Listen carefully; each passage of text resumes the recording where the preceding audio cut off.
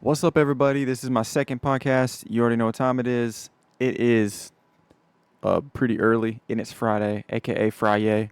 You know what I'm saying? So today we're gonna be saying, you know what I'm saying, 9 times. So before anything, I'm gonna say it 6 more times. You know what I'm saying? You know what I'm saying? You know what I'm saying? You know what I'm saying? You know what I'm saying? You know what I'm saying? All right, there you go. You guys had it.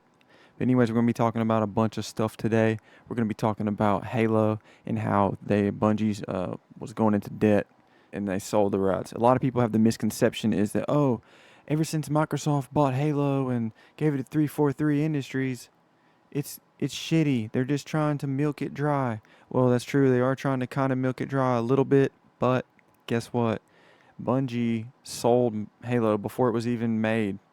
So their studio had a bunch of problems at the early stages, and they needed money. So what they do, they called Microsoft. Microsoft gave them money in exchange for, you guessed it, Halo.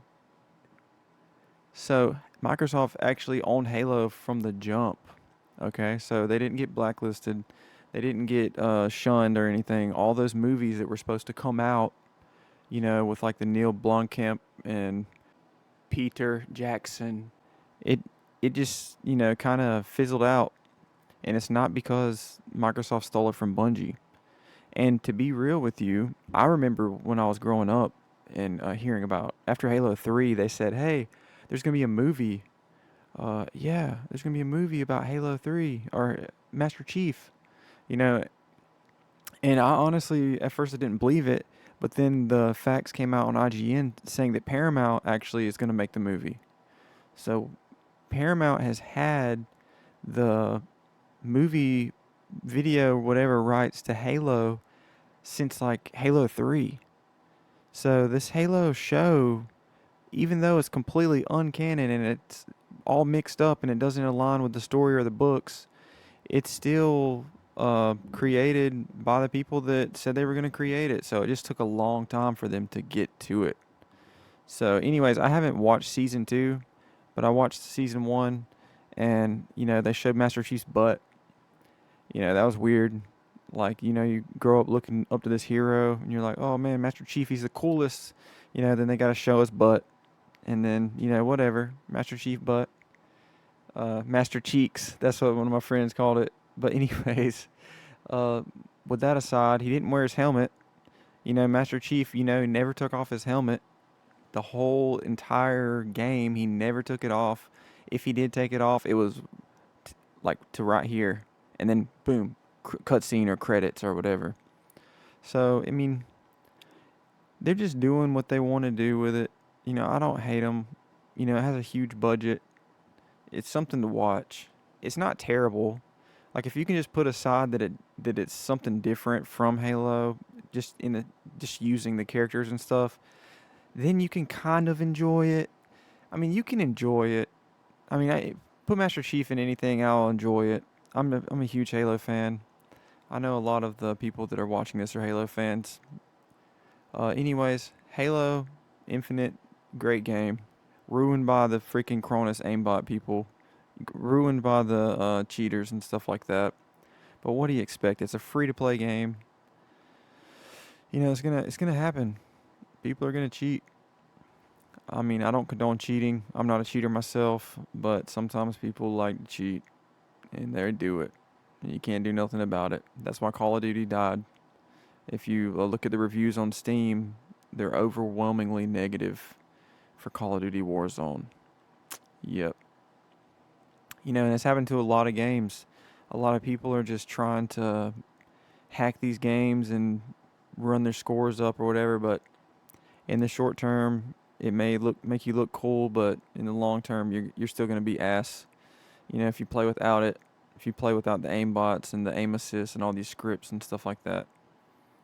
But yeah, regardless, Halo actually was owned by Microsoft since the jump, since conception. So I mean, probably not conception, but a little bit after conception, before the game was even into a playable state. So I mean, you know what, guys? I'm not mad at Microsoft. I'm not mad at Bungie. They've moved on to do bigger and better things. You know, they wanted to end Halo at Halo 3.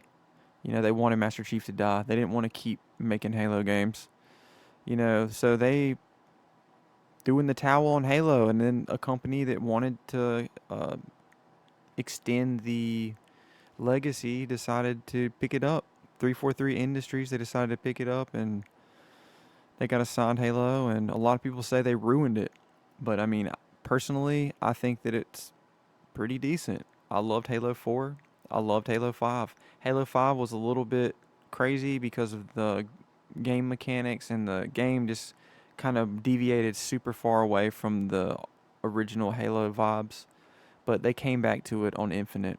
And if you ever had a chance to play the Infinite campaign, you'll know that it's actually pretty good. Um, but yeah, the show, I'm not going to say I hated it. I'm not going to say I hated season 1. But, I mean, it definitely wasn't canon.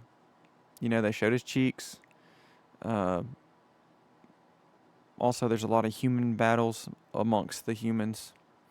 You know, originally it was like Halo was against like the prophets and the covenant and the flood and the brutes and the heretic and all of these different races of aliens and stuff like that.